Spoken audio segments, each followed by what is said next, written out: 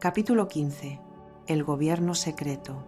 Tanto si se les llama gobierno secreto, iluminados, Bilderbergers, Comisión Trilateral o Consejo de Relaciones Extranjeras, el nombre es lo de menos. El gobierno secreto está formado básicamente por los más ricos del mundo. Son unos 2000 aproximadamente y han venido controlando durante mucho tiempo a los gobiernos.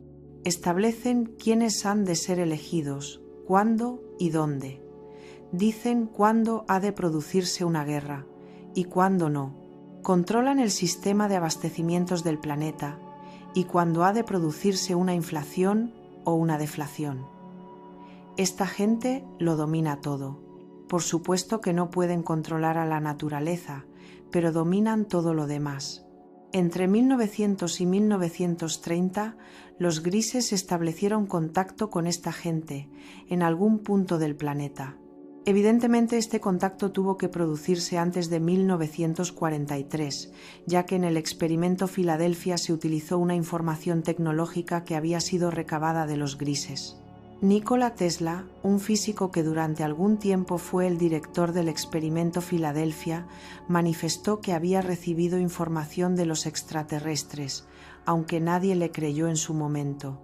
Al principio, el gobierno secreto pensó que los grises eran buena gente y por eso estableció un tratado con ellos. De hecho, llegaron a pensar que los grises eran lo mejor que les había podido pasar, una nueva fuente de poder sin límites. El tratado les dio a los grises el derecho a realizar experimentos en el planeta, a cambio de su tecnología, una tecnología que ha sido precisamente la responsable de los increíbles progresos que hemos hecho. En 1968, cuando David Suzuki predijo que pronto ocurriría un nuevo cambio de polos y que tal acontecimiento destruiría cuanto había sobre el planeta, los miembros del gobierno secreto decidieron partir. En 1970 establecieron una fusión entre la Unión Soviética y los Estados Unidos. Lo que ha sucedido ahora, a medida que se ha dejado atrás la Guerra Fría, resulta inevitable debido a que hemos venido funcionando como un solo país durante mucho tiempo.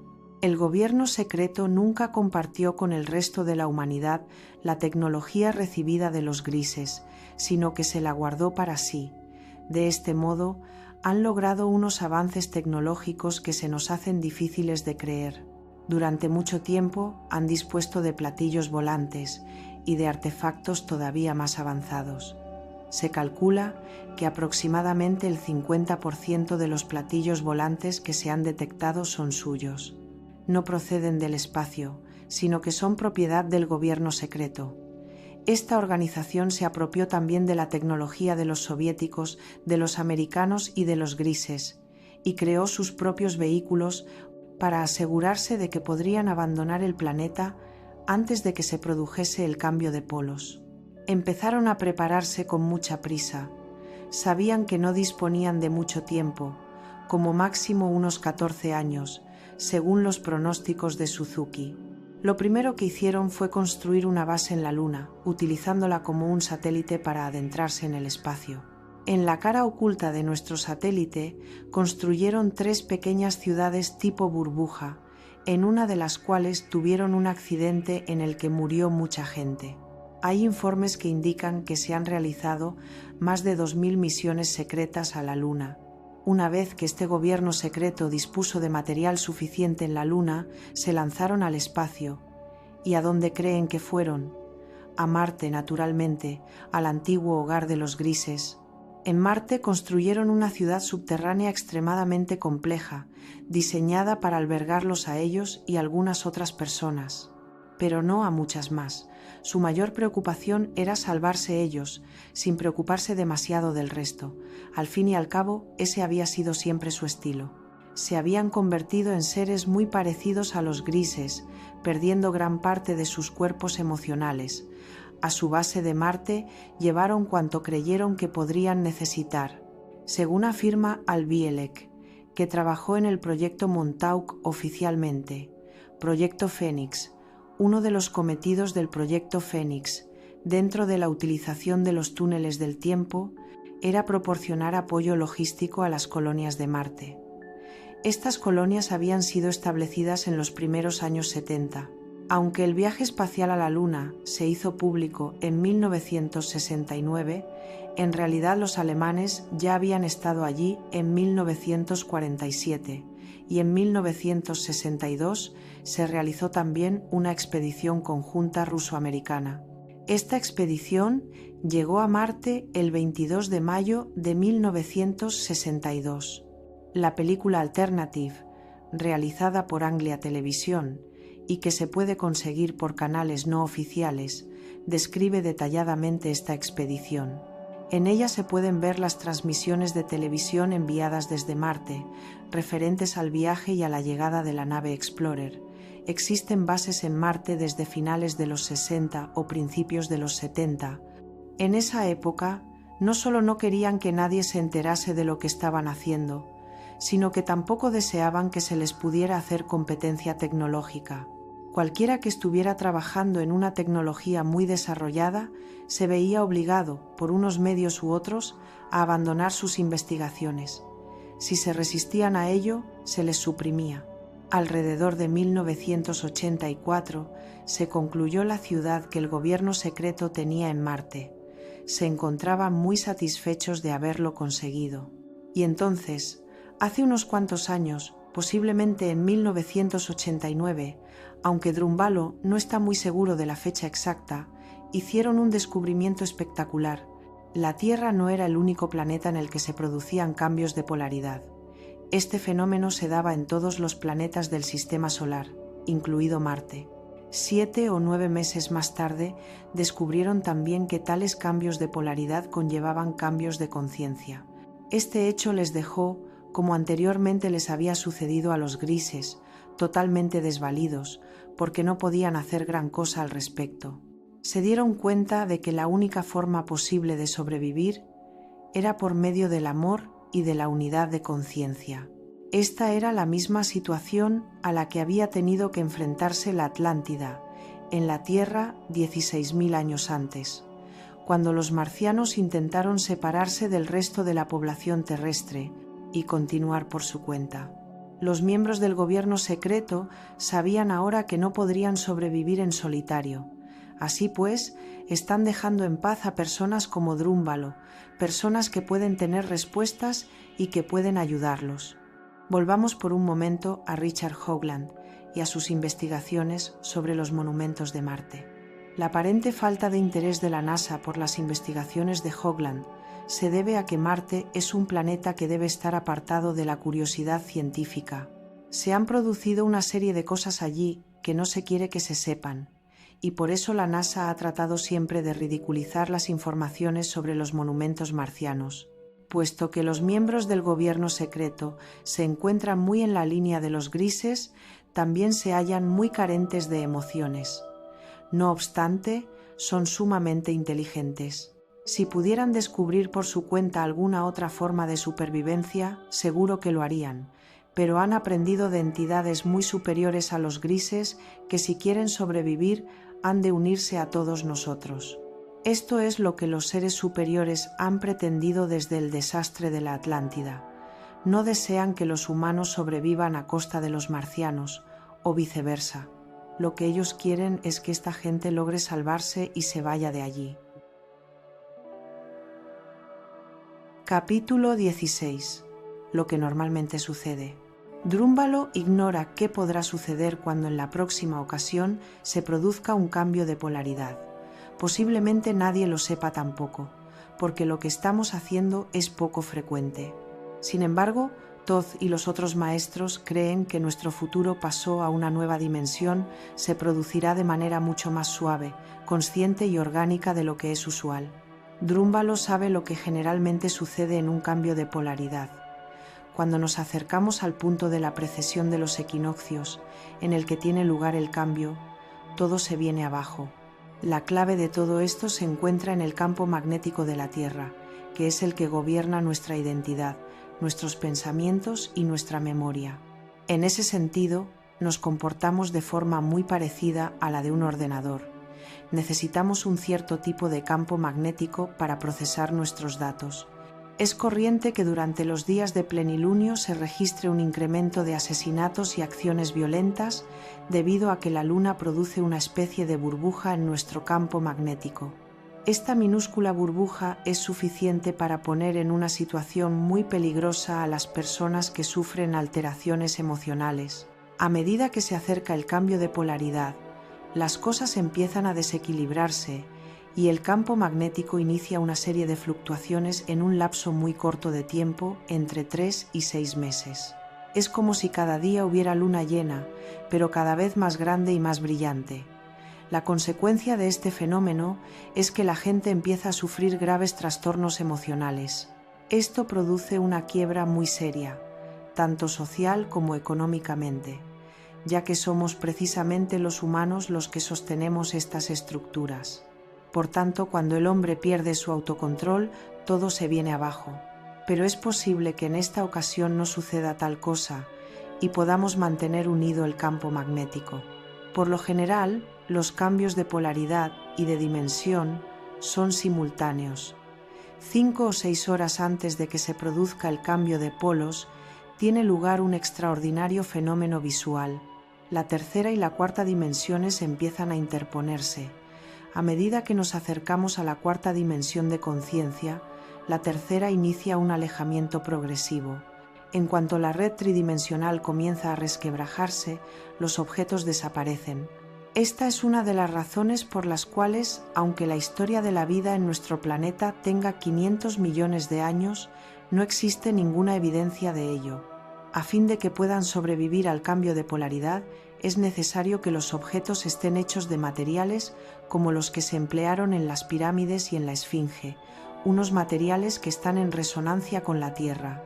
Todo lo demás queda borrado del planeta, y a medida que desaparecen los objetos normales, surgen bruscamente los pertenecientes a la cuarta dimensión. Ante nuestros ojos aparecen colores y formas que nos resultan totalmente desconocidos. Por lo general, y a fin de poder pasar conscientemente de la tercera a la cuarta dimensión, es necesario crear un Merkaba, aunque en esta ocasión las cosas pueden ser un poco distintas. Según Drunvalo, hemos alcanzado un punto en el que 1500 millones de seres vivirán un cambio de conciencia, y los maestros están proyectando que todos o casi todos estos seres realicen ese cambio en la próxima dimensión. La gente puede conocer o recordar de golpe el Merkaba, aunque no puedan recordar cómo lo hicieron. De todos modos, aunque seamos capaces de mantener unido el campo magnético hasta el momento del cambio, es casi seguro que se producirá un periodo de 3 días y medio durante el cual ese campo magnético se habrá ido por completo. Ahora bien, si se logra realizar un Merkaba, se puede disponer de un vehículo espaciotemporal en torno al cuerpo que, primero, reemplazará el campo magnético que ha quedado colapsado y, segundo, se podrá viajar de una dimensión a otra. Tan pronto como el campo magnético se colapse, la Tierra desaparece para uno y uno se encuentra en el gran vacío. La duración de este bardo es de 3 días y medio. Después, la vida volverá a aparecer en el mundo de la cuarta dimensión. Se encontrará a sí mismo en un mundo nuevo, cuyas características nunca se hubieran podido concebir. Seguro que usted ha estado en él muchas veces antes, pero su memoria no guarda ningún registro de eso. Usted será como un niño, que no tiene la menor idea de las formas, objetos y colores que le rodean. Una similitud entre este mundo y el próximo es la Santa Trinidad, es decir, el Padre, la Madre y el Hijo. A medida que se entra en este nuevo mundo, aunque usted no logre entender nada, será acogido por 2 seres, un varón y una hembra, el Padre y la Madre. Mantendrá una relación amorosa muy estrecha con estos seres. Al entrar en la cuarta dimensión, necesitará aproximadamente 2 años para crecer y madurar. Durante esta etapa de crecimiento, sus nuevos padres le ayudarán y le guiarán. Aparecerá en la cuarta dimensión tal como es ahora, aunque muy probablemente desnudo. Por lo general, las ropas desaparecen en el cambio dimensional. La estructura atómica de su cuerpo también habrá experimentado rotundos cambios. La masa atómica de su cuerpo se habrá convertido en energía, los átomos se habrán separado unos de otros a distancias fenomenales. La mayor parte de su cuerpo será energía, será como un cuerpo luminoso. Recuerde que en este nuevo mundo usted creará su propia realidad, momento a momento, con sus propios pensamientos. La manifestación de las cosas se hace instantánea.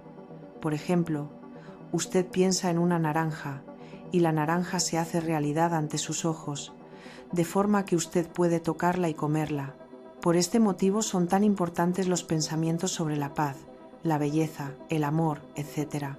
Si en la cuarta dimensión se ve dominado por el miedo, esa realidad se creará y manifestará de forma inmediata, de manera que tendrá que enfrentarse a algo terrible, como puede ser un enemigo que trata de matarle.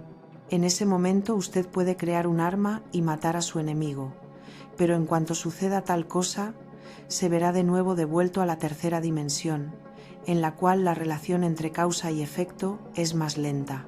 En la cuarta dimensión es sumamente importante la calidad de los pensamientos. Por este motivo, Jesús insistía tanto en la pureza mental, el amor, la paz, la unidad, el comportarse bien con el prójimo. Son acciones muy prácticas porque revierten sobre uno. Todas estas cosas también son importantes en la tercera dimensión, aunque debido al tiempo que tarda en producirse la manifestación real, no nos damos cuenta de la relación existente entre causa y efecto. La tercera dimensión es un lugar apropiado para aprender a dominar las limitaciones y la conciencia de víctima.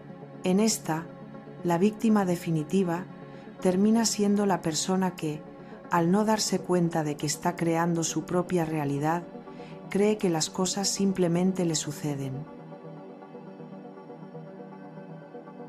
Capítulo 17. Rebirthing. El rebirthing es un instrumento que le permite experimentar directamente el espíritu único que actúa sobre todas las cosas. Y no solo eso, sino que el rebirthing también le enseña a que usted mismo cree permanentemente una experiencia de unidad. La única forma de unirse con el espíritu es descubrirlo dentro de uno. Este es el único modo, y al hacerlo así, usted se unirá a la fuerza infinita del universo. En el rebirthing se aprende a respirar la energía con el aire. Es la misma energía que crea y mantiene nuestro cuerpo. Es la energía de la fuerza vital o prana. Ella es enteramente capaz de purificar, equilibrar y sanar nuestro cuerpo. El rebirthing es mucho más que un simple método de respiración. Es la combinación de una respiración energética consciente y de la utilización correcta de la mente, de forma que podamos mantener a las dos en armonía, trabajando la una junto a la otra. El método del que aquí hablamos es el de las respiraciones rítmicas, en las que la inhalación y la exhalación se conectan sin que se produzca pausa alguna entre ellas. El énfasis se pone en la inhalación. La exhalación se hace de manera completamente relajada. Este tipo de respiración facilitará el movimiento energético en el cuerpo. Una energía muy pura, muy poderosa y luminosa, la auténtica energía de la fuerza vital. La tendencia natural de esta energía es evitar que nuestra atención se fije en algo que sea menos puro que ella misma. Digamos de nuevo que el rebirthing es mucho más que un método respiratorio. El proceso incluye al mismo tiempo un método para que aprendamos a relajarnos y sintonizarnos interiormente, de modo que podamos armonizarnos con todo lo que sucede en nuestro cuerpo. Todo esto produce un tipo de resolución emocional que nos permite incluir todas las sensaciones físicas corporales, desde las emociones, es decir, lo que sentimos hacia algo, hasta las vibraciones, estímulos, etc. Todas estas sensaciones se irán integrando de forma gradual en una gran sensación de bienestar. Esto nos permitirá liberarnos de la negatividad que hemos venido arrastrando como consecuencia de suprimir las emociones. El rebirthing es un modo de completar el pasado. Todo cuanto ha quedado incompleto en nuestra pasada vida corporal y que constituye lo que podríamos denominar energías estancadas, sigue perviviendo en nosotros debido a una forma superficial de respiración. Aquellos de ustedes que hayan realizado algún tipo de trabajo corporal se darán perfecta cuenta de lo que estoy diciendo. Enfrente el rebirthing con la forma que usted ha tenido de vivir en el pasado las emociones indeseadas. Tomemos, por ejemplo, la ira. En primer lugar, hay que tener en cuenta que seguramente no se trata de un estado de ira presente, sino que muy probablemente es la manifestación de algo sucedido en el pasado que no se ha vivido de forma completa y que se dispara ante una situación presente. Eso es lo que sucede con las emociones pasadas que no se han vivido de forma completa. Siguen manifestándose en el presente y nosotros continuamos resistiéndonos a ellas. Y el proceso se repite una y otra vez. Una de las formas equivocadas de tratar las emociones es interiorizarlas, rechazándolas, suprimiéndolas o condenándolas. Otra forma es proyectarlas en los demás, con las consiguientes reacciones externas que incluyen gritos, golpes, etc. Ninguno de estos dos caminos permite una resolución emocional. Lo que realmente funciona es el proceso del rebirthing, es decir, la respiración conectada, la relajación en la emoción, el vivir la emoción con todo detalle y crear un sentimiento de paz con todo lo que uno está sintiendo. Trabajar a nivel emocional es mucho más rápido y mucho más directo que trabajar con la mente. No se necesita tener una comprensión intelectual de lo que está sucediendo. Podemos hacerlo totalmente a nivel de la sensación. Esto es lo que cambiará la posición de la mente con respecto a una determinada situación. El contexto en el que usted está viviendo sus experiencias es fundamental para poder desarrollar la relajación interior y sentir las emociones corporales. Es necesario que usted viva sus emociones tal como son, aunque no le gusten. Esto es lo que realmente funcionará, y todavía más válido es el deseo de vivenciar cuanto se está sintiendo como un medio de curación. Al relajarse interiormente y permitir que las emociones se muestren en el nivel más profundo, se estará generando la propia curación. Finalmente, este proceso nos llevará a un sentimiento de gratitud hacia todas las cosas tal y como son. Tenga presente que la función natural de la energía, a medida que actúa en el cuerpo, es llevar su atención hacia cuanto usted está suprimiendo o conteniendo. Todo esto se manifiesta a nivel físico. Afortunadamente, esta toma de conciencia sobre un determinado estrato emocional se hace de forma secuencial, de manera que uno pueda ir viéndolos uno por uno.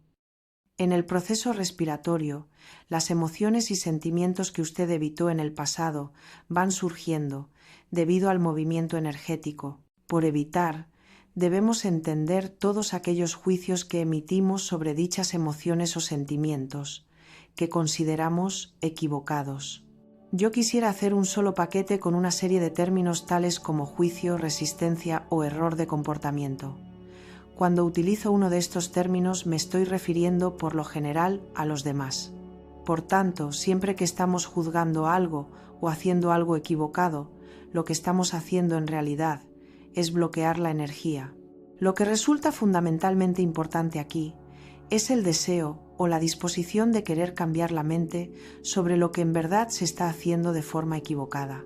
Una sesión de rebirthing actúa produciendo un estado de seguridad y confianza, y todo su entorno le proporciona una capacidad mayor de relajarse y conectarse con sus emociones y sensaciones físicas, y al hacerlo así, le permite iniciar el proceso de su realización completa.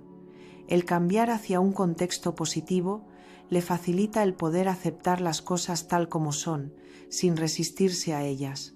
Aquello a lo que nos resistimos no solo persiste como respuesta a nuestra resistencia, sino que se torna más fuerte.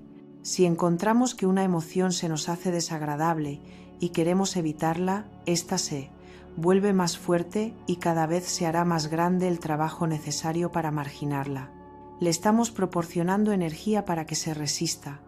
Las cosas que usted está intentando evitar volverán a enfrentársele una y otra vez. Por el contrario, usted puede disolver esa emoción sin mayor esfuerzo, observándola y comprendiéndola.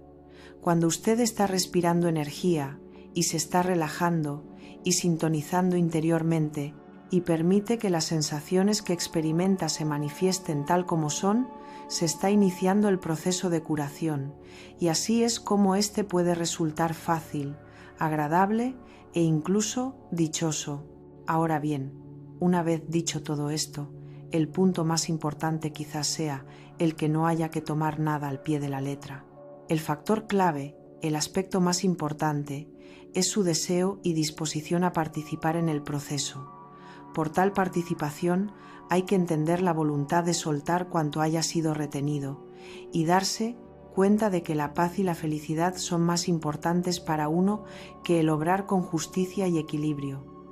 Tal disposición de ánimo es lo que permite que las cosas sucedan por sí solas.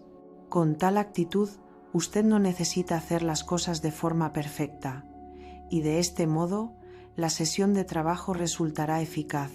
El factor capital, ya sea para aprender a andar en bicicleta o para saber respirar energéticamente, es la total disposición a hacerlo y el compromiso que uno contrae con ello. Si tal disposición y tal compromiso se muestran sólidos como rocas, usted aprenderá y todo cuanto suceda contribuirá a la realización completa del proceso. Esa voluntad por sí sola le proporcionará una enorme libertad para ser, y tal libertad le permitirá una mayor capacidad para relajarse y permitir que fluya la energía. A fin de tener una experiencia directa de la unidad del ser, deberá expandirse para incluir todo lo que está en usted. Dicho en otros términos, el hábito de compartimentar su mente es una forma de dualidad, de crear su origen en lo externo, oponiéndolo a lo interno. Tendemos a compartimentar aquellas fragmentaciones de nosotros mismos, es decir, las realizaciones incompletas del pasado, aquellas cosas a las que tememos demasiado para enfrentarnos a ellas. Intentamos apartarlas de nosotros, enterrarlas, de modo que no tengamos que habérnoslas con ellas.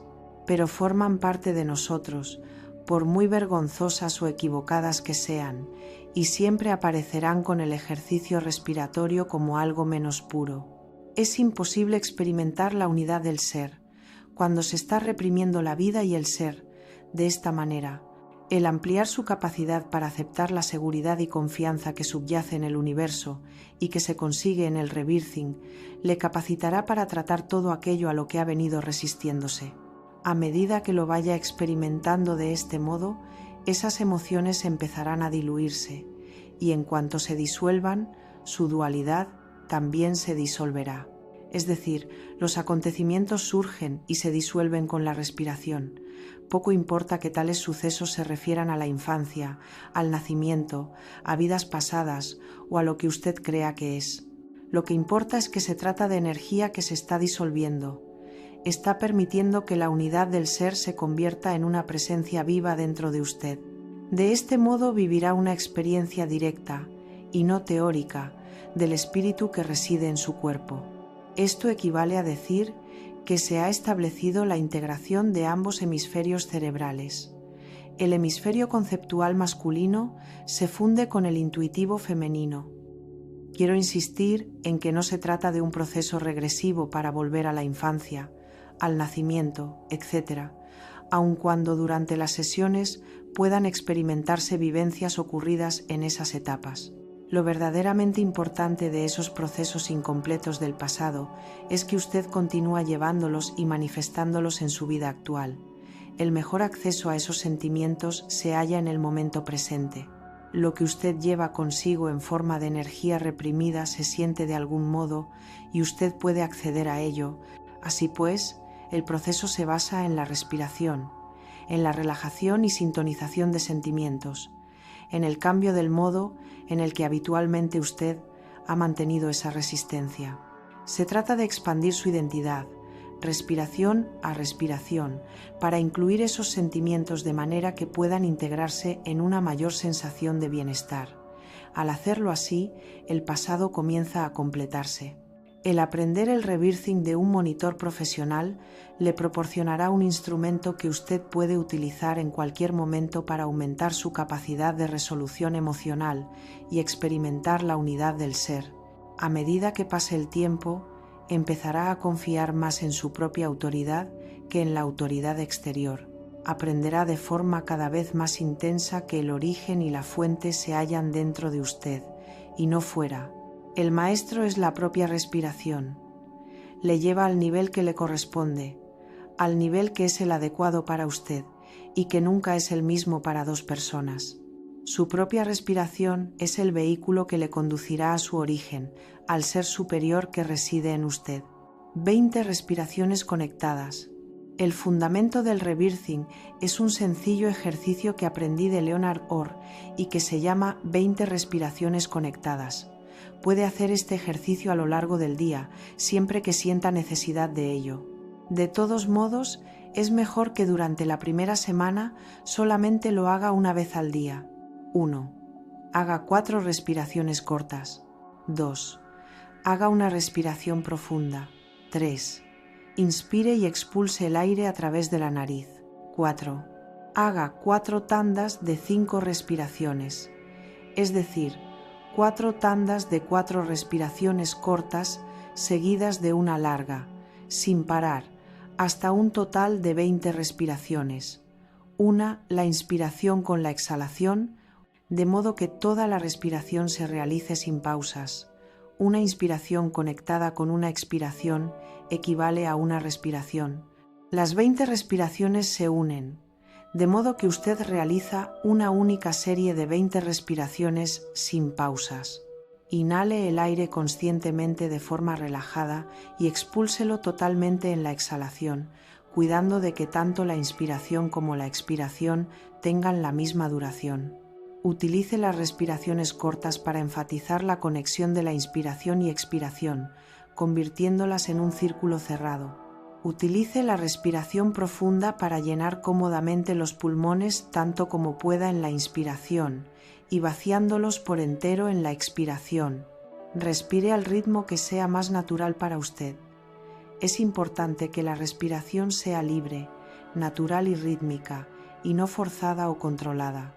Esta es la manera en que podrá respirar el prana al mismo tiempo que el aire.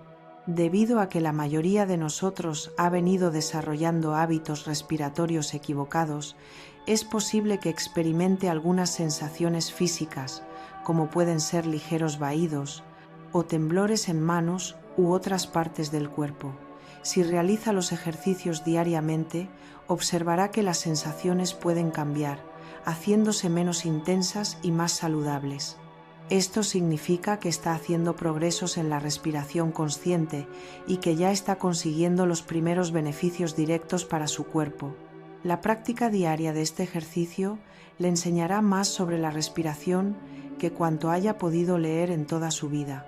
Si desea acelerar el proceso, puede contactar con un profesor de rebirthing, con sesiones de 1 a 2 horas. Fin del capítulo.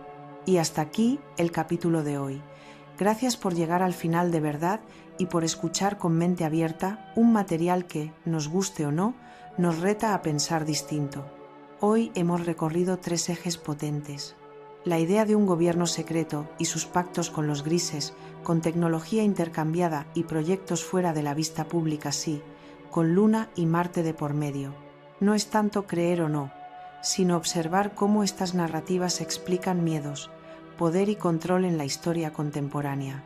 Lo que supuestamente ocurre cuando se acerca un cambio de polaridad, fluctuación del campo magnético, crisis sociales y un tránsito de conciencia donde la clave, dicen, sería la calidad de nuestros pensamientos. Y el mercaba como vehículo de paso entre dimensiones. Y, muy práctico, el rebirthing. Respirar energía con el aire, 20 respiraciones conectadas como higiene emocional y puerta a la unidad interior. Más allá de lo místico, es una técnica concreta para deshacer tensión, juicio y resistencia. Me encantará leerte. ¿Qué parte te resonó más, la hipótesis histórica, el cambio de polos o la respiración, y por qué? ¿Qué duda te abrió? Déjala en comentarios. Las mejores preguntas las llevaré al inicio del próximo episodio para explorarlas juntos. Gracias por tu tiempo y tu atención. Respira, integra y nos escuchamos en el siguiente capítulo. Arsaya Nayastra.